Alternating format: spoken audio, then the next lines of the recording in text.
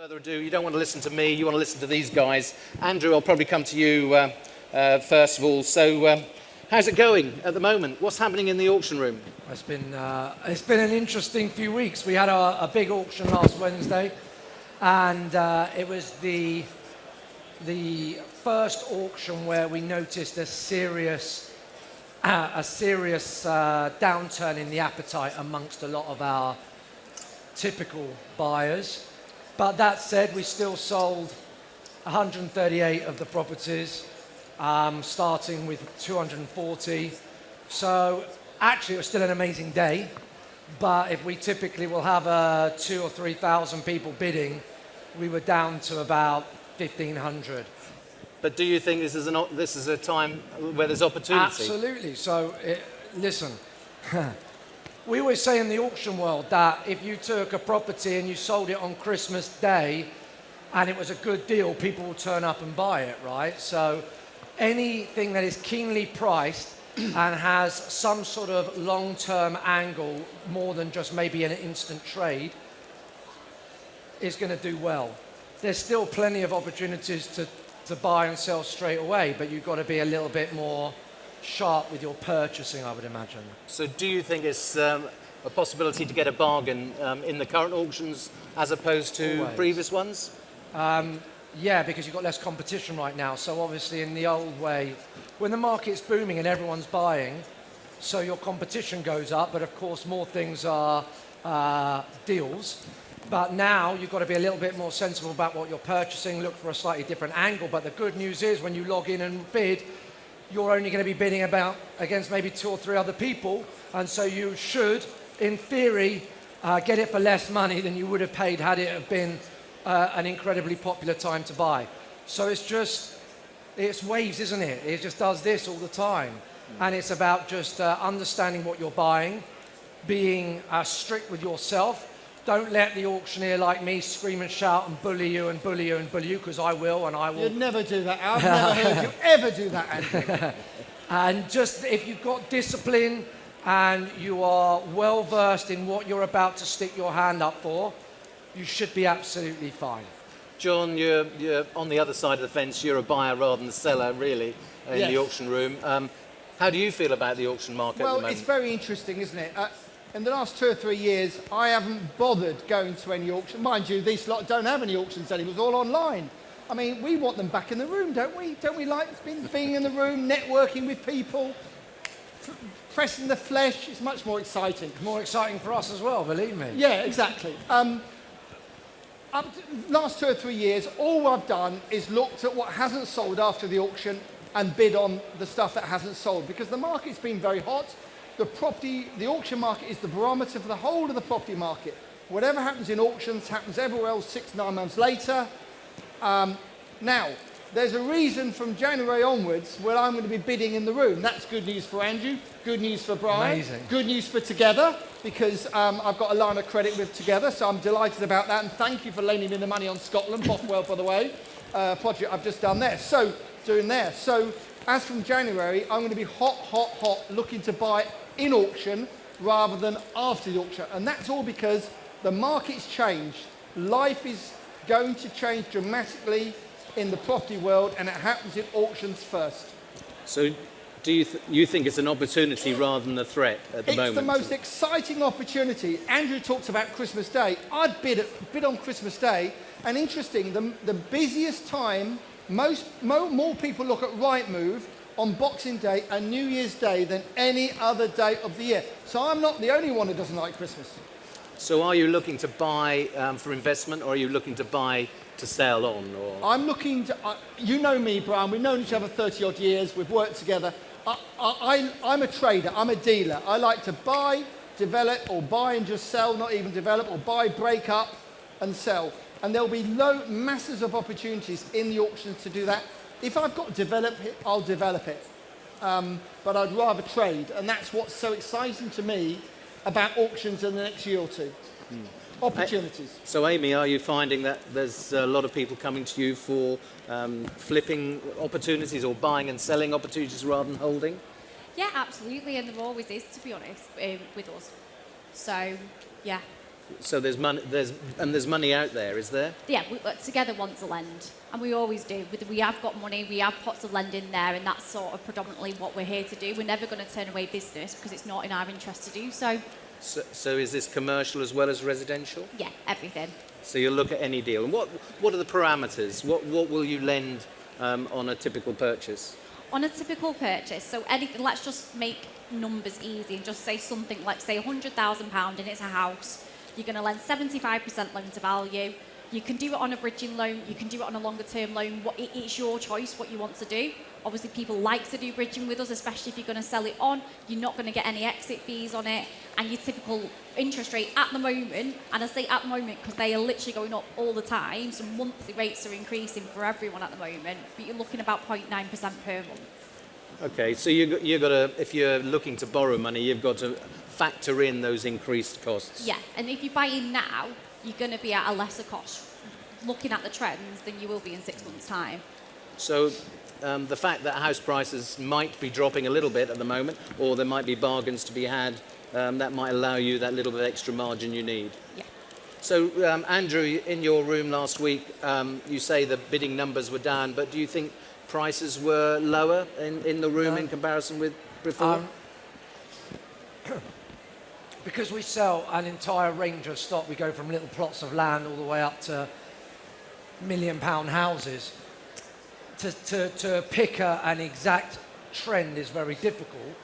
I would suggest that last week we definitely saw more favourable bidding on the sub £300,000 range than in the higher echelons of where we were pitching our stock at.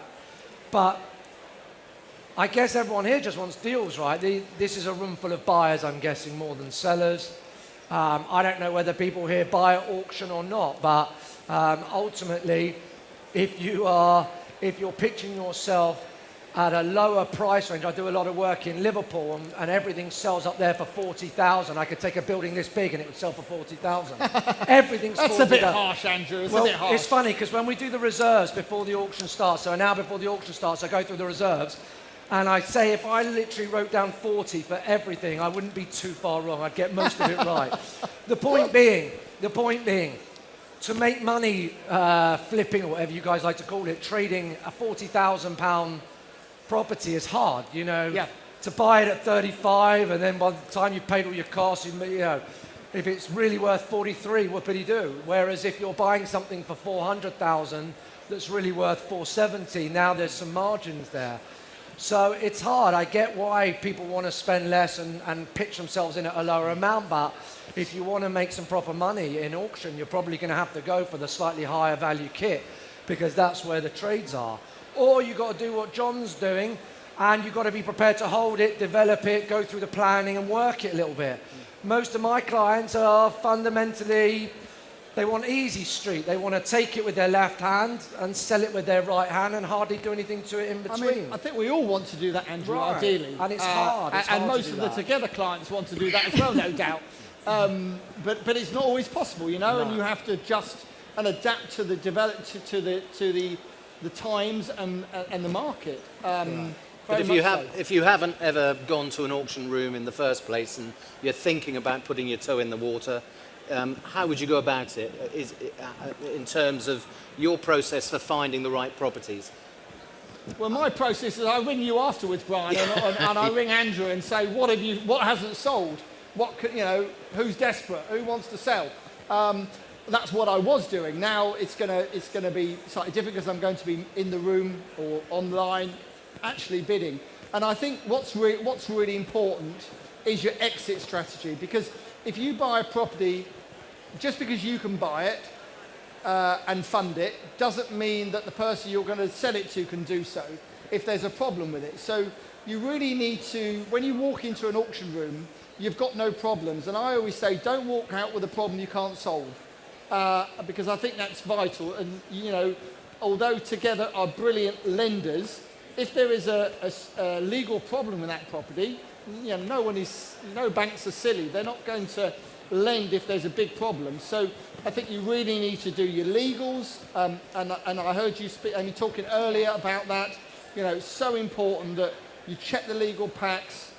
It's not these guys' job to check the legal pack for you. You're buying.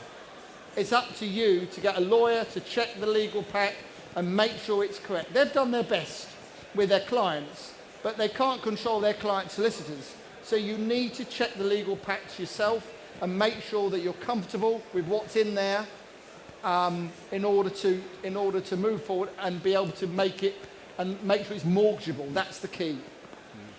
Yeah, I think you always consider your exit strategies. Yeah. I think the interesting thing, if you're coming to auction for the first time, I would say talk to your auctioneer. I think he's one of the best people to give you advice, because what we're trying to do is build long-term relationships. A lot of Andrew's clients are people he's dealt with over the last 10, 15, 20 years. Yeah. He's built up those relationships with people who've come to the auction first time round. He's advised them how to purchase, found out what that really makes them tick and what they're looking for, and then encourage them to come back. And a lot of our buyers turn out to be sellers. Our buyers who are buying now will undoubtedly need to offload at some stage, and if they trust auction as a route to the market, both for buying, they'll trust it for selling. So I think always talk to your auctioneer. We're font of good information. We may not always have the time, but we know our properties reasonably well. Yes, we'll advise you to look at the legal packs, do your own research, but we'll tell you about exit strategies and opportunities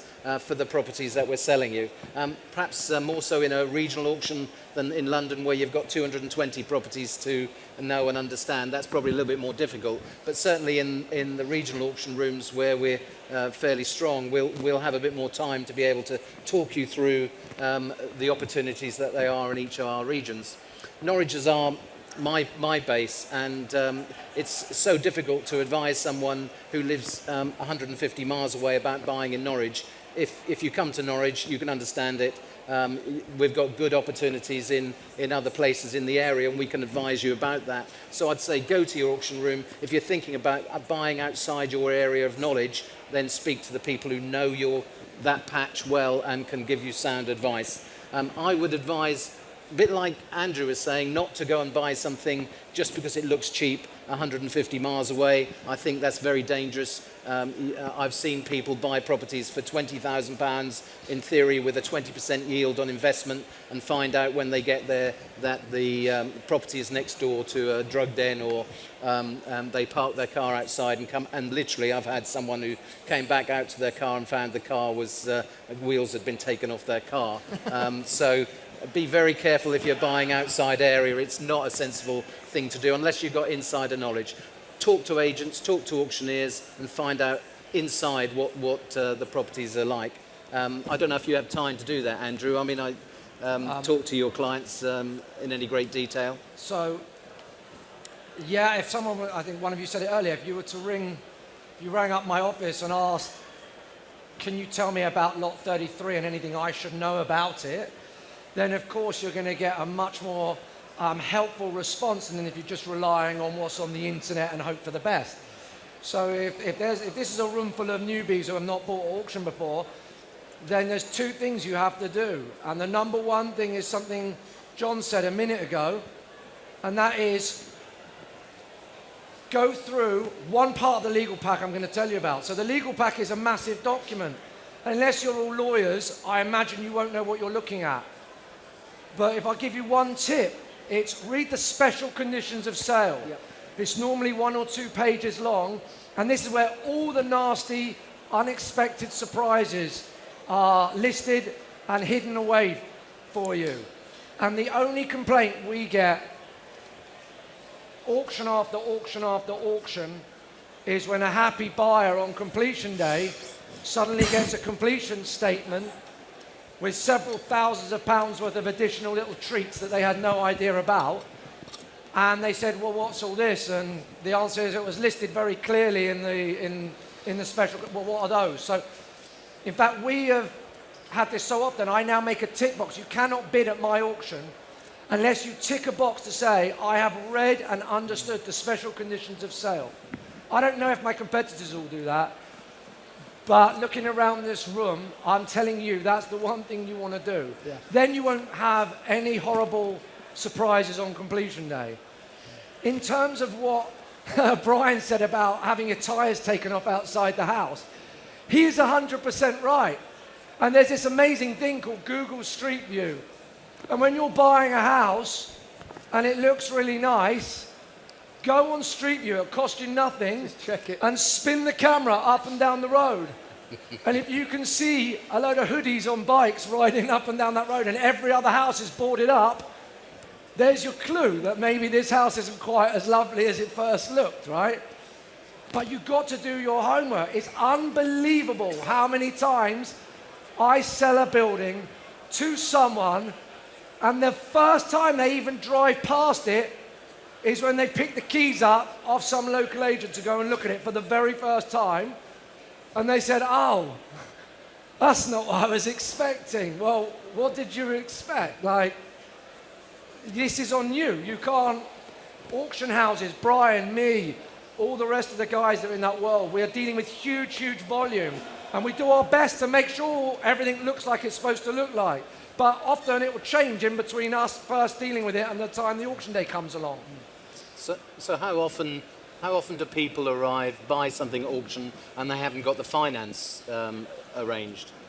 Again, that's a great question. Finance is something that people completely overlook because in their mind they only need 10% on the day. That's what you need liquid on the Andrew, day. you can't really make that up. And you know, Yeah. we got the expert here. Yeah. So how long does it take to get the finance? If they come to you and say, oh, I forgot about That the was finance my and I next bought it." question, John. Sorry, So- sorry, Yeah. sorry. It takes 5 minutes to get a decision in principle before an auction, but that just does all the checks for you before you go and bid. So it's going to do an affordability check, it's going to do a soft credit check, so it's going to do a desktop valuation on the property. So it's really, really good to make sure you've got that in place before you bid because there's not going to be any surprises. If you purchase it for, let's say, again, 100,000 and your desktop valuation comes in at 75,000, it's basically going to mean you can't borrow the full 75% of your 100,000. So it's really, really worth doing a 5-minute decision in principle before you go in bid. If you come to us after you've won, obviously we can still look at arranging finance for you, but it's just going to cut out any surprises. So is it Together's money that you're lending, or is it coming from all sorts of different sources? It does. We have a lot of lenders actually. We have bonds. We have other high street lenders. NatWest is one of our biggest investors. We don't lend from the Bank of England like the high street lenders do. But that's fine. And this is where we say bridging rates for us are really competitive. If you come to us with a better bridging rate from a lender, more than likely we will beat that or we'll definitely match it. However, if you come to us with like a standard buy-to-let, we're not as competitive on our rates. But a lot of people are coming to us at the moment, they want that quick turnaround and they want the security of the long-term finance. Just because it's an auction purchase, we can still do a buy-to-let mortgage. It doesn't mean we can't do that. We can still do that in your 28-day. We can still do it in your 14-day completion turnaround. Just because it's longer term, it's a slightly higher rate than your high street lenders. But our tests as well, our stress tests are a lot easier to get through as well. So do you actually need to have a good income yourself to borrow on against a property, or is it against the property that you're lending? It's the property that we're lending. I get loads of students come to us as well, no income at all. And we still lend to him. We've got multiple ways of getting around the income and the affordability assessment. So just worth having a chat. Depends on what your circumstances are. You've been self-employed less than a year, absolutely fine. It's not an issue. We can still lend to you. Okay, so I've borrowed some money and I haven't got any, but I've done the property up and I want to sell it on. Do you take the money out of it at the end, or do we have to pay for it as the transaction goes So forward? what you can do is you can pay it monthly or you can retain it at the beginning. So essentially you can pay your interest up front. However, you still only pay for as long as you have the loan. So we might take 12 months interest up front, but you only have the loan 2 months, and then you will get back 8 months worth of interest. Okay. So John, you've just Yes. borrowed some money, or you're going to borrow some money for something in Scotland, is that right? I've just borrowed I can't remember, something anyway, over $1 million, and we're spending another £1 million on it. So Together do bigger deals as well. So, and we had to move quick on it. It was a receivership.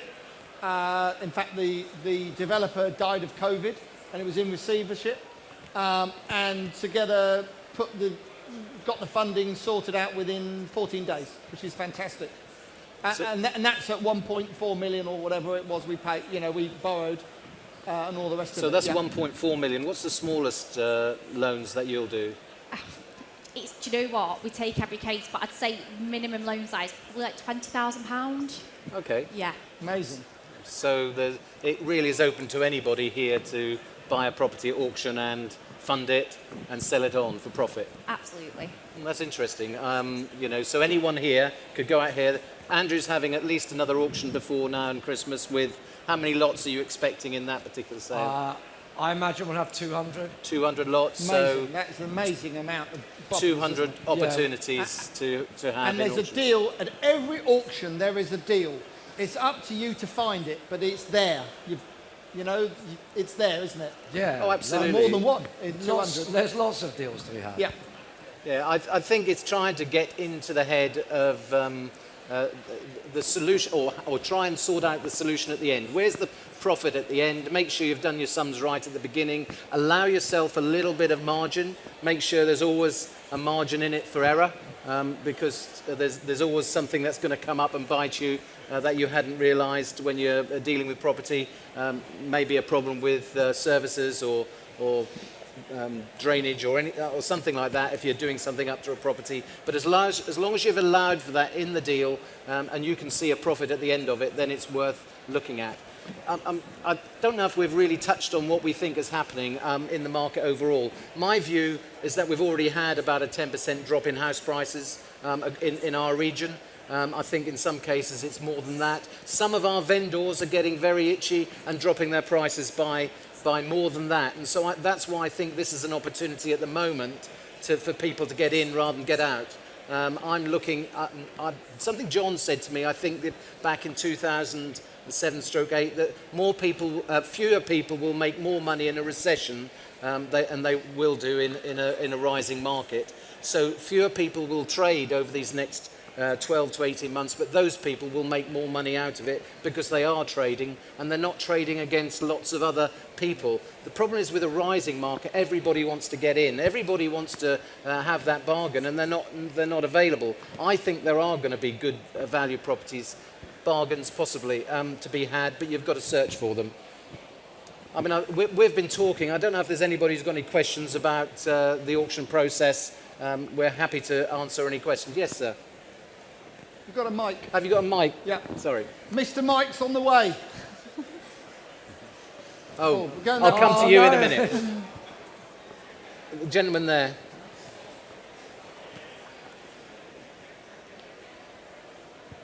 Oh, hello. Yeah, Hi. thank you very much for your professional insight. My quick question is, how do you decide the reserved price in auction, please? Do you want to do I'll that, take Andrew? that. How do we reserve? The reserve is basically an agreement between the seller and the auctioneer. And obviously, we want you to set your reserves as keenly as possible as a seller.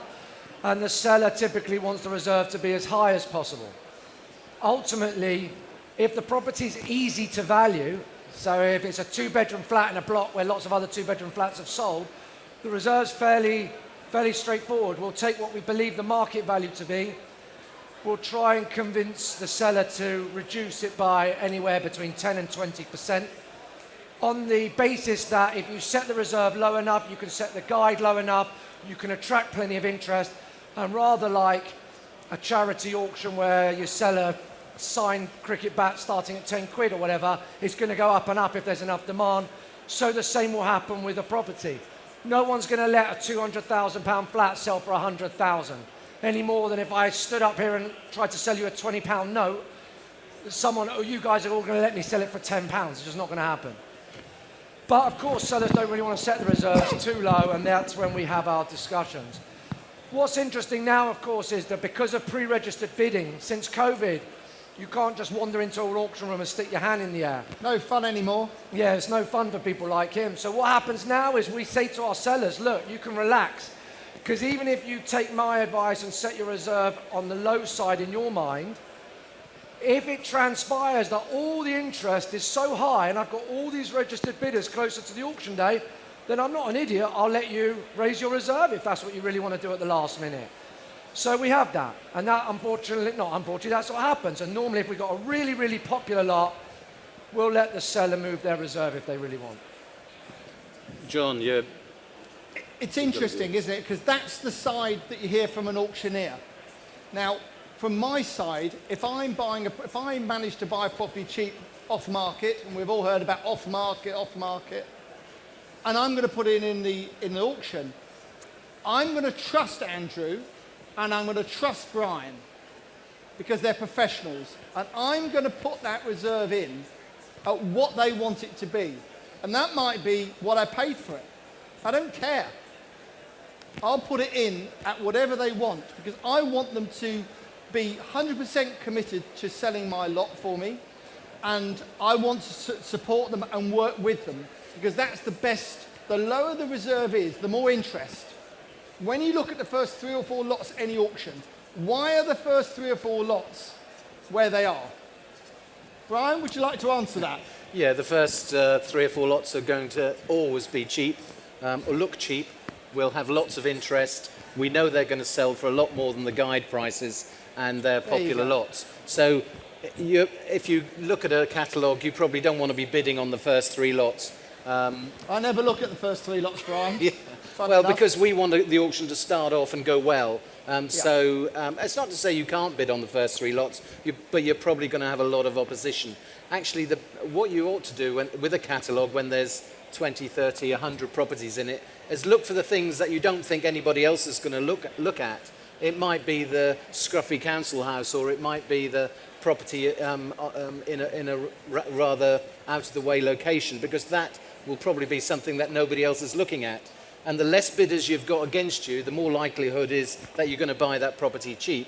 In my last auction last week, I can think of probably a half a dozen properties which I would deem as bargains, properties which were well below market value, a couple of them 30% below open market value, and because there was one bidder bid on those properties, got to reserve, and I had to sell it because the vendor needed to sell. So it's actually trying to find the things that nobody else is looking for. You need to buy something that you like as well, or you see the opportunity on, because you need to love the project.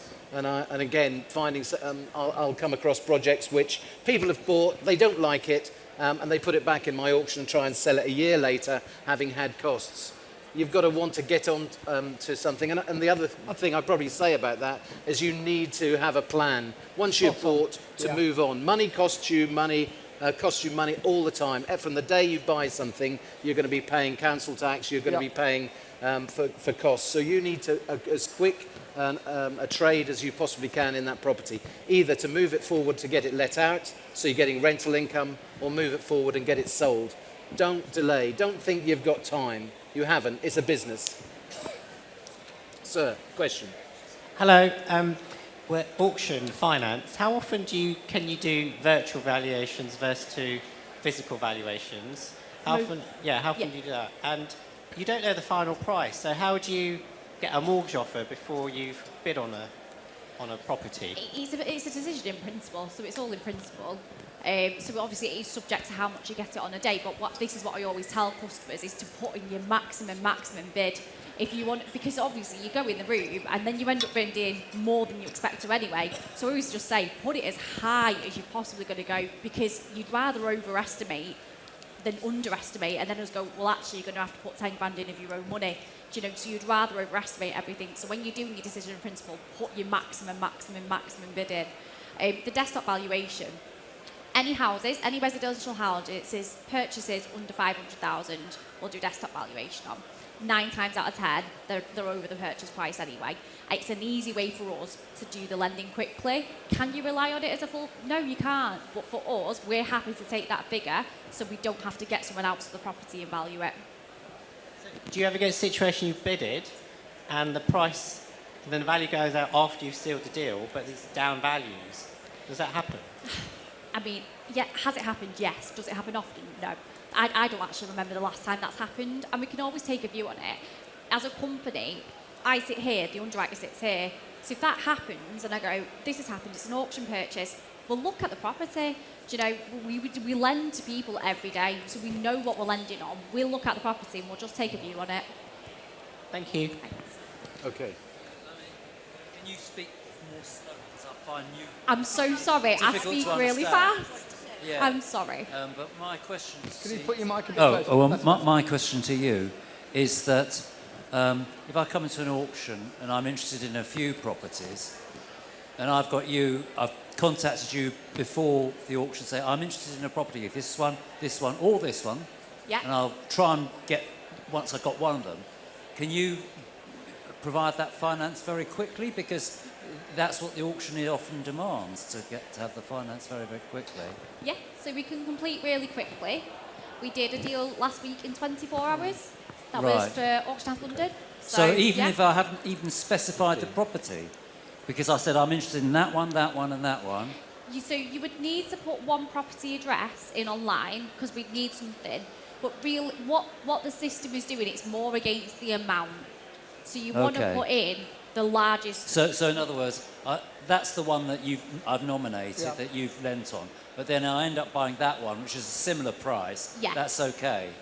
That's literally, you tell me Yeah. and I will change the address. It's a simple thing All to right. do. Yeah. Okay. So is there any upfront cost if someone wants to do that? No, none at all. No. right. But how has this? It's amazing how it's changed, isn't it? From when we start. I mean, you're younger. We ignore you for a minute, Andrew. Hiya. But seriously, Thank you, Brian, we're about the same age. When you and I started, it's amazing to have a bank that would change things as you go. I mean, that never happened, did it? Never happened. No, It's you made used- auction available to so many more people.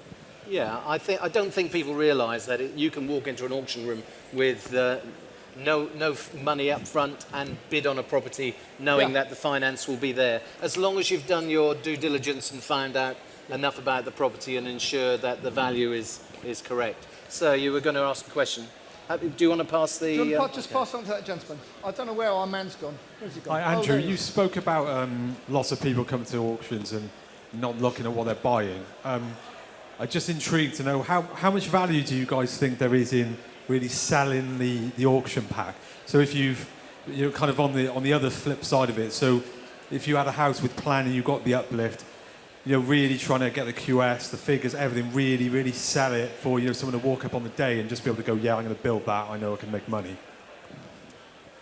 Are you saying that people putting into the legal pack all the planning? Yeah, really, systems? yeah, as much as possible. How Yeah. much value do you see in that Loads. side of it? I mean, ultimately, the more information people have before bidding, the more people will bid and the more confident they're going to be It's to all bid about higher. confidence, Right. isn't it, Andrew? So this is why when people say to us, shall I get planning or not get planning on a site that I'm thinking about selling, the answer's obvious. If you can get planning, then you're now giving more now the buyer's not going to be worried about whether they're going to be able to put whatever it is that you're saying they can put on there. And it goes to what you're saying. People that don't, if you hide information or give less information to any buyer of anything, then less people are going to take that risk. So if you can alleviate the risk, you can alleviate the concerns of prospective buyers, the sites or the houses that have the should go for more, in theory. But there's a lot of how can I put it? Flimsy bidding. People who say, "Oh, I'm going to pay 300 for this," and I'm in, and then human behaviour is such that once you've taken a day off work, you're focused, you're zoomed in. Nowadays, your laptop's open. In the old days, you come all the way down, you parked, you pay for the congestion. You're in. You are mentally invested. You're buying. You're not going home without it. And if you've got some idiot like me screaming and shouting numbers at you, you're just going to keep putting your hand in the air. But Andrew, don't you think the fact that someone else is always also bidding on it gives them the confidence to keep bidding? For sure. And so there's two people that might be wrong, not one or three or four. But the other thing I would say, what you've said, Andrew, is absolutely spot on. But also, from Amy's point of view, in terms of funding, if you've gone and got the planning, of course, it's easy to fund as well. It's easy to borrow money against it. So all the time, if I'm selling, and by the way, selling at auction is great. We talked about buying at auction, but I quite often sell at auction. I like to have stock in an auction because it's instant. I get the money within 28 days. And I might be buying a bigger project and splitting it up and selling bits off in the auction. And to have that money quickly is great for cash flow, Well, that's coming back to the fact that people who buy, sell, and that's something, because it is simple. It's simple to move your money around. It's a money deal. Sorry, there's a question coming in. Oh. Didn't have far to go in the end. Sorry Yeah, about that. they're You all could at have- the front. They could have just passed it across. Sorry. I'm making you work harder than you need to. Yeah, I put my hand up at the last minute on purpose. Yeah. Oh, you're the Good. person, That's are an you? auction joke. Oh, It's an yeah. actual auction joke he's done there. Very good. He's obviously goes off. Very big. good. Yeah, so you talked about doing due diligence. So some of that is costly. So if you see, so for example, a surveyor. Just speak up a little bit. Yeah. Oh, sorry. Yeah. So there's due diligence. Yes. So where do you, because I gather you'll get a surveyor involved just to make sure that the property's in good condition, a solicitor as well to look at the legal pack once you've done what you can do as a non-lawyer. What sort of costs do you allocate for that? Because if you see 10 properties, you're only going to bid at one, it can add up to quite a bit. Yeah, it's chicken and egg, isn't it? It's always difficult, and the more experienced you become, the less you have to rely probably on the consultants, if you like. And it's difficult, and I appreciate that, and that's why in a hot market, there's so many people going for these properties that you could spend a lot of money on surveyors and all the rest of it and not buy. However, the good news is, going forward, these ladies and gentlemen here are going to want us more. I get auctioneers ring me now, go, "Hi John, how you getting on?" I thought, "Well, I haven't heard of you for a year and a half." Suddenly, I'm their friend again. Not these two, because they're always friends. But, so what I'm saying is, going forward, you won't be wasting your money and time as much as you have in the past. And I think that's important to appreciate. Your first deal, I agree, be super, super careful with it, with advice and consultants. But as you get more into it and you get more confident, you can take a little bit of a view on some of these things. Would that be fair, do you think? Yeah, I certainly think. I think knowledge and experience is something you build up over a period of time, and again, ask questions of people who are in the know. Find other people who've done similar projects. Go to the networking groups. They are worthwhile doing. They don't cost a lot of money, but you'll meet people who have knowledge, have done exactly the same thing as you've done before. And there are property... Or even buy a book that someone's written about auctions Oh, even. yeah, That would be not a bad move. John would have to get that in at some stage, the fact he's written a book about buying at property auctions. Actually, yes, do speak to people like John, but speak to other people like yourselves. Find someone who's been through this process before, someone who's bought at auction, someone who's experienced all those pitfalls, and you'll learn a lot just from talking to other people. Are there any other? Well, just on that survey front, I reckon in the last year, one person maybe has asked to have a survey. Can I borrow the keys for my survey pre-bidding? One out of 2,000 properties, one. Yeah. So why do you think that's that the is? percentage of people that go to that level? Because it's a lot of money on something you probably aren't going to win. And was it on a big property that they were Don't even living remember it. themselves or I something just like that? remember somebody texting in saying, "Can I borrow the keys?" And we were like, for a survey. They say for a survey, and we were all flabbergasted that someone had asked for that. Yeah, I think it's true. We don't get people asking for surveys because generally you're going to pull the place to pieces. And what's the surveyor going to tell you to do? He's going to say there's things wrong with it. You need to pull it to pieces. I think if there's a crack or something, a serious crack, then you don't want a surveyor, you want a structural engineer. Because all the surveyor's going to say, you need to get a structural engineer. So just get a structural engineer, save yourself some money. Okay.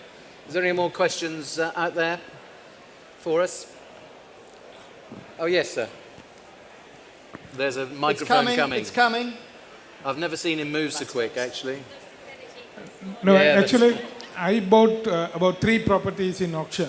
Yeah, well done. About 5 years ago, but I never got any funding or any loan.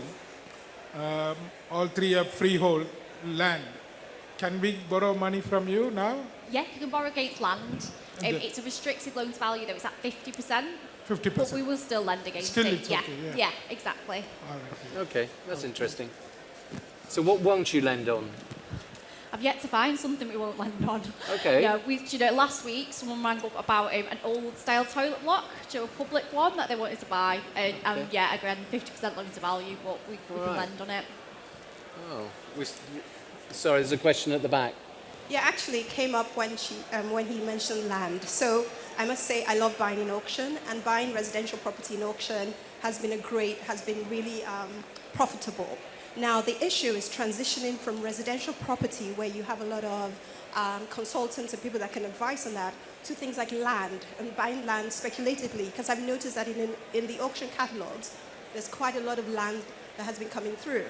But then, so the question is, how does one sort of make that transition, and what advice would you give to somebody who wants to start sort of speculating with land in auction?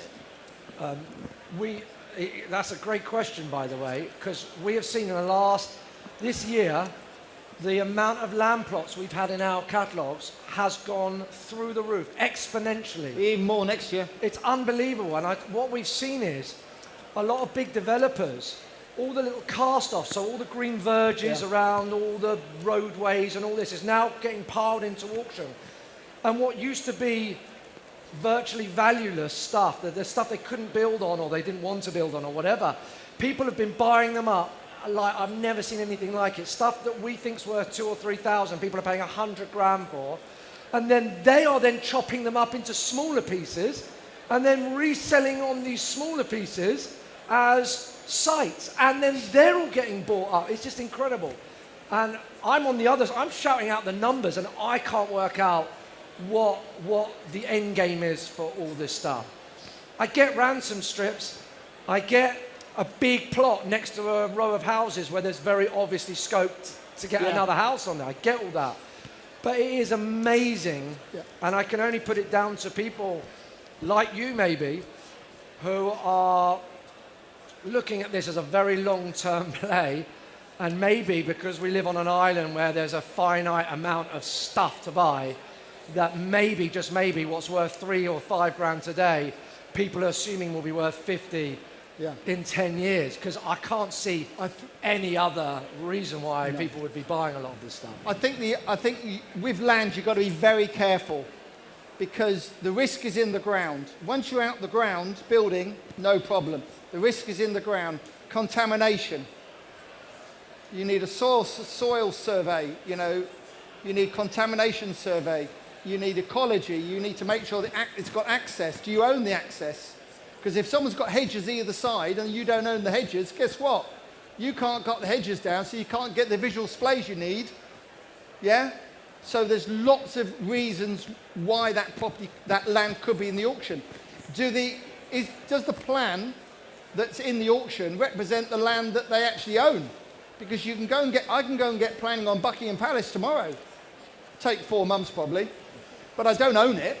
Yeah, so with land you've got to be very, very careful.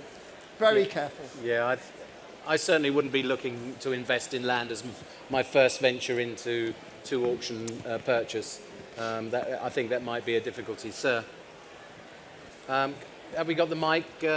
Oh, we've got someone helping us now. Thank you yes, very much. That's right. Much better looking than you. sort of giving his job up, I think, there. Sir. Okay, good afternoon, gentlemen. And Good afternoon. Thank you for information so far. I wanted to ask you mentioned about pricing Can on you the put your mic nearer your mouth? That's You it. mentioned Thank about pricing on the residential side. What's the situation with pricing on the commercial side, given the pandemic and the hybrid working and all of those things? How does that all factor into pricing on the commercial side for someone like me who might want to spread a bit into commercial if it looks, because it can be used, commercial can be formed part of a self-invested pension scheme, for example, and it's more tax efficient than residential. Yeah. It doesn't get hammered as much as the residential landlords you see. Without doubt yield driven. Commercial yields are coming down, and you've got to be looking at what it can produce yield-wise. I think the alternative use for commercial property is coming in, certainly in the secondary high street locations, and you're looking for other opportunities to make money out of your investment. I mean, I know commercial property can go into a SIP, a pension, which is great, but you may not be getting as much income from that shop premises, those commercial premises as you used to, because the high street rents are coming down in a lot of areas. Plus the fact that the government won't back up the rents necessarily, whereas with residential, tenants can always get rent. Either they can earn it or they can claim it through universal credit and so on. So there's always possibilities of getting residential rent. Yeah, As yes, opposed I think residential's a lot easier to Much relet. simpler. Yeah. The prices, has the prices shifted much in commercial? Yeah, well, what I would say is that the commercial property's been in recession for 2 years, 3 years, or longer, because high streets are dying and they're changing. You know, they're morphing into something else, which is more village-type housing with some shops. So, I mean, I've just bought an Argos store in Colchester at £36 a foot, freehold. Now, that might sound super cheap, but I've still got to work hard to make the margins I want to make. But it will cost £200 a foot to build it. So, you know, it's crazy at the moment. One of the things I'm sort of not totally connected, but what we're being asked for quite a lot is extended completion dates in auction. Just because it gives you a specific completion date in the special conditions of sale, typically it's 28 days, sometimes it's 14 days, so beware of those. But we're now getting quite a lot of requests to have extended completions to 6 and 8 weeks to give people time to get funding in place. And don't be afraid to ask if you need that extra time. I know there are quick deals with finance via Together, but if that's worrying you as a buyer, be prepared to ask the auctioneer if there's a possibility to extend the completion date, because a lot of vendors are more worried about the exchange of contracts on the auction day than they are about actually getting the money in their bank. So be prepared to look at your timings, because if the timing doesn't work initially, you may be able to get an extended completion. Your question about commercial investment, one tip I learned from a commercial auctioneer is always look at the next break as the real lease length. So if you've got a commercial property that's let on a 15-year FRI lease, that sounds very sexy and exciting, that I've got Costa Coffee in there for another 15 years. But if their next available break clause is in 2 years, a prudent buyer will work off 2 years. It's a 2-year lease, isn't it, basically? Right. And that's a tip that I'll pass on that someone mentioned to me once. I thought that was a good bit of advice. And also, obviously, is it likely, whatever that shop is still going to be here in 2 years' time anyway? Yeah. Costa Coffee, yes. HSBC Bank, probably not. What are they going to be there for? They don't need to be there. So, strength of covenant and when the next break clause is are your two number one things you want to be looking out for. Okay, time for one more question if there is one. Otherwise we're going to have to wrap up and say that's it. I think that's it. So thanks for listening in. We're always available. We've got a stand, Auction House UK. I've got a stand here. Come and have a chat with us. I'll be milling around. We're happy to talk to you, and we'd love to see you in the auction room, or perhaps not in the auction room, but on the end of a computer pressing the buttons to bid. But thank you for listening. Thank you very much.